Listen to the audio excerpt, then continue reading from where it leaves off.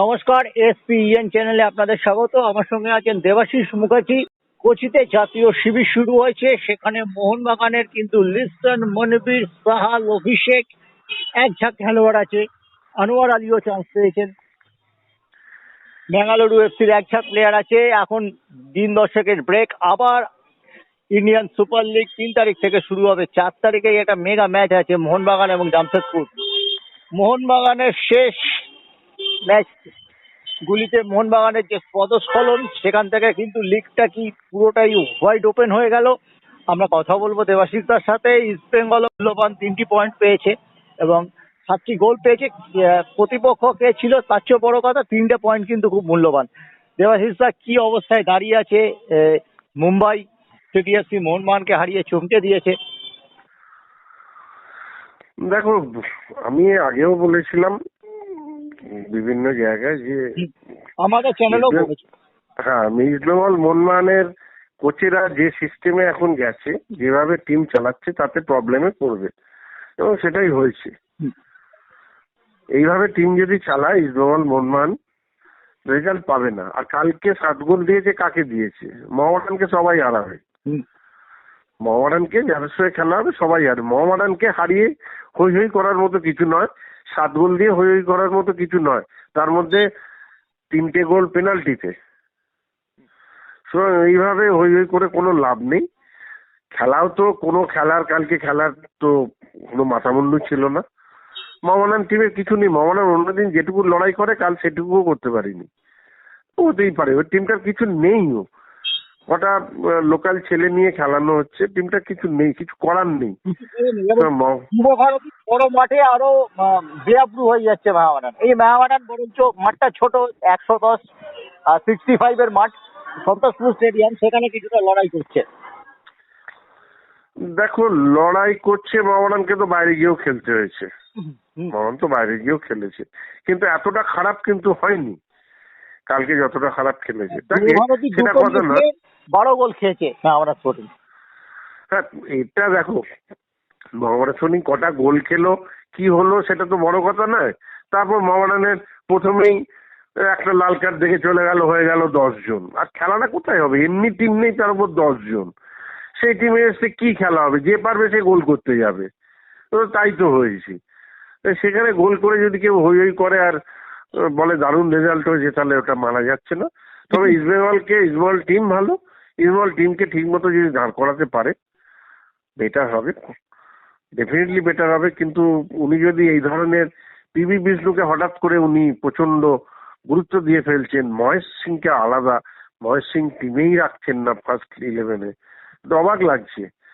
মানে যে ছেলেগুলো লাস্ট 2-3 বছর ইস্টবেঙ্গলকে দারুণ পারফরমেন্স দিয়ে এলো ইস্টবেঙ্গলে, তাদের আজকে হঠাৎ করে ওনার কি হলো বুঝতে পারলাম না। পিবি বিষ্ণু কি খেলবে? পিবি বিষ্ণু খেলা ধরে নিয়েছে। পিবি বিষ্ণু একটা ছকে ফুটবল খেলে, সেটা দিয়ে একটা টিম উঠতে পারে না, হবে না। যে কোনো টিম ধরে নেবে এবং ধরেও নিচ্ছে। তাকে টিমকে ডিফেন্স নিয়ে খেলানো, উনি তো যা খুশি তাই করতে চাইছেন। একটা সিস্টেমে তোমায় খেলতে হয়, একটা টিমকে একটা সিস্টেমে তোমায় দাঁড় করা। 3টে ডিফেন্স নিয়ে খেলার মতো টিম আছে? ও বলে যে 3টে ডিফেন্স নিয়ে খেলো। জয়গুপ্তকে কি জন্য এনেছে? তাই জয়গুপ্তকে কেন খেলাচ্ছে না? জয়গুপ্ত কি আটাকে যায় না? জয়গুপ্ত কি গোল করেনি? তাহলে ভাই পিবি বিষ্ণু ওখানে তোমার বিপিন সিং আছে আর মহেশ আছে, দুটো উইং দিয়ে খেলবে। মধ্যখানে মিগুয়েল আছে আর রশিদ আছে, সামনেও আছে যদি ওই স্ট্রাইকার আছে। তাহলে অসুবিধাটা কোথায়? এই সেট আপটা তো করতেই পারছেন না। ডেভিডকে নামিয়ে দিচ্ছেন, নার্লিন ডিগাকে নামিয়ে দিচ্ছেন, এগুলো সব সাবস্টিটিউট। এরা কিন্তু শুরু হবে না, এরা সাবস্টিটিউট, পরে আসবে। এই যে মনবীর সিংকে বসিয়ে দেওয়া, লিস্টনকে ডান দিকে আনা, আর ক্রস আসছে, কিন্তু একটা ক্রস বিষাক্ত নয়।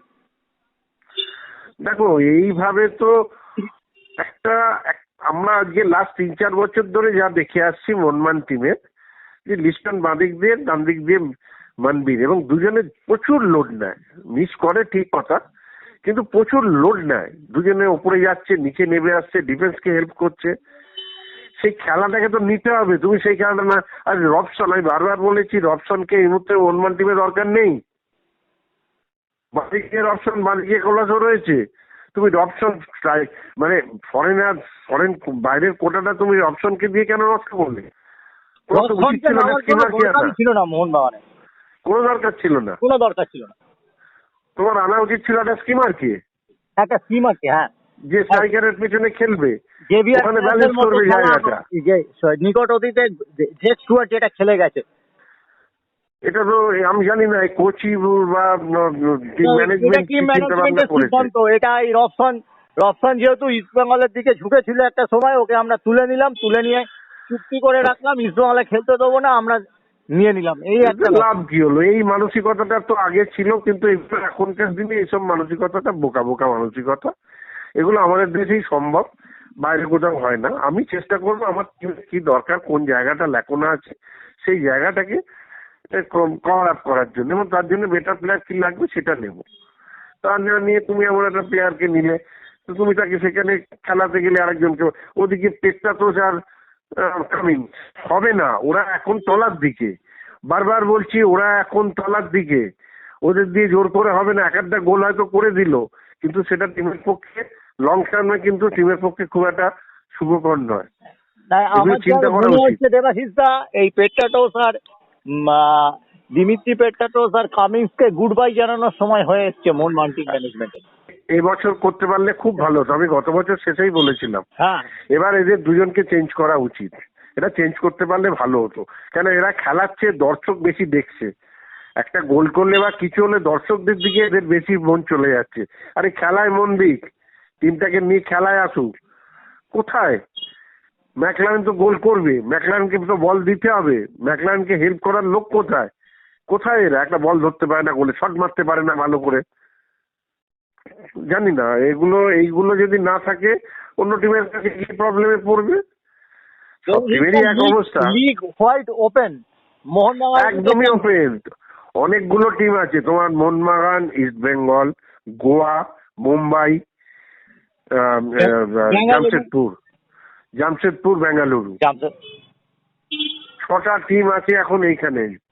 এই 6টা টিমের মধ্যে যখন তখন যে কেউ উঠে আসতে পারে, কোনো ঠিক নেই।